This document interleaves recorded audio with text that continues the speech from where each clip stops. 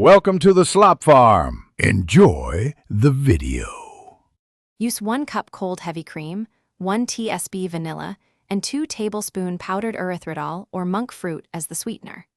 Start by refrigerating the cream until it reaches 3440 degrees F, 14 degrees C, and place a metal bowl and whisk in the freezer for 10-15 minutes to ensure everything is cold.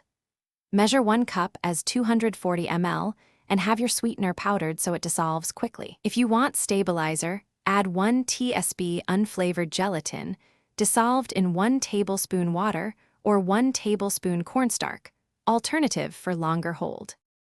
Begin on low speed for 30-45 seconds, then increase to medium-high until soft peaks form. You want to watch the cream. Soft peaks hold shape briefly and tip over. Firm peaks stand up straight. Stop at soft or firm peaks. Overwhipping turns cream grainy and eventually into butter, which can occur within 30-60 seconds after firm peak. Use a handheld mixer at medium-high for 1-2 minutes total, scraping the bowl once, and test peaks with a spoon every 10-15 seconds to avoid overrun. Chill whipped cream in an airtight container for up to 24-48 hours, refrigerated at 35-40 degrees F. Chilling preserves texture and slows separation.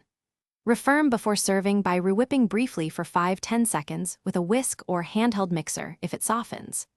For events or piping, use 1 TSB stabilizer per cup of cream, like dissolved gelatin or 1 tablespoon powdered alternative, to maintain shape for 4-6 hours at room temperature. Use immediately on.